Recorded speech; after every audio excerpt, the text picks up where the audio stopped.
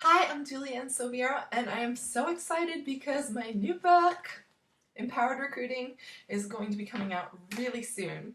So today, to help all of my student athletes out in their recruiting endeavors, I want to talk a little bit about an analogy created by the brilliant Rob Cruz.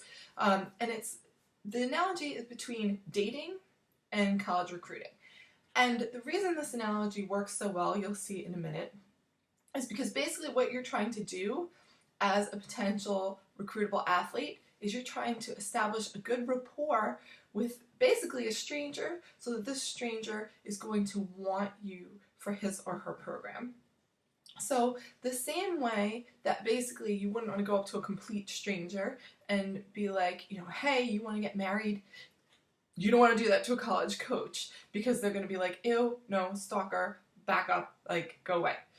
So instead, you're looking to have contact with these coaches through a lot of different methods, and we'll talk about those right now.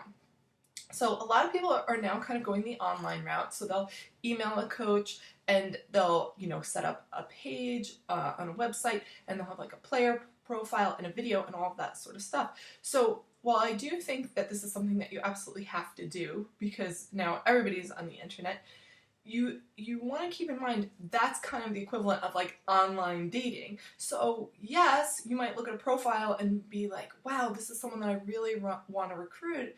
But see, on the other hand of that, it's the same sort of trepidation that comes with online dating where you're like, this profile looks good, but like, how do I know that this person is not a stalker and things like that? And keep in mind, coaches will do their due diligence the same way that someone you would hopefully be dating online would do their due diligence. They're going to check out your Facebook and your Twitter and all that other sort of stuff if they're interested in you because they want to be sure that they're recruiting the type of player that they think they're recruiting. The second thing is if you're looking to get someone's attention, of course you're not just going to sit in your house and like hope that it happens. You're going to have to go out and be where that person is at. So in this sense, we're talking about it in terms of going to the clinics that are run by the coaches and the schools that you're the most interested in.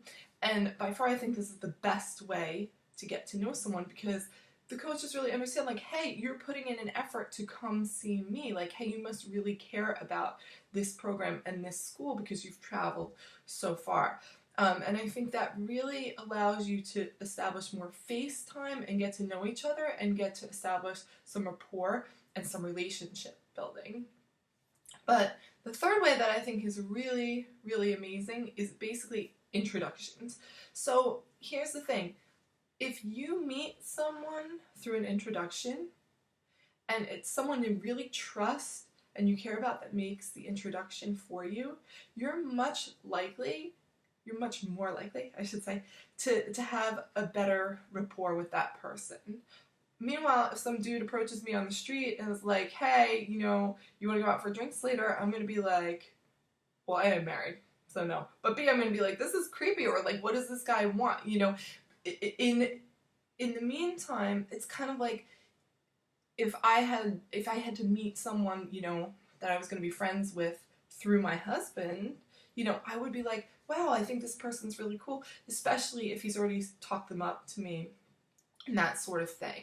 In fact, before I met Rob Cruz, who's now a great friend of mine and obviously, brilliant coach, so that's exactly what happened. Someone else had talked him up to me and had said, wow, he's a really amazing person. I bet you guys would connect really well.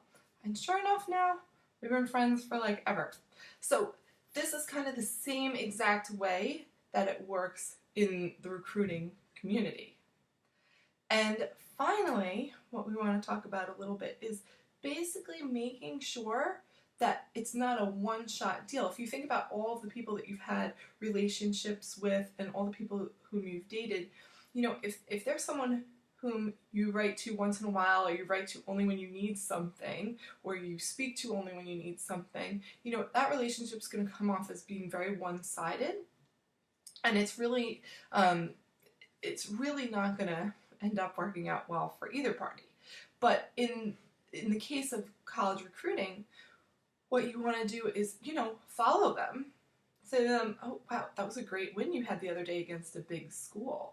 Wow, I see you've been highly ranked academically for this past year.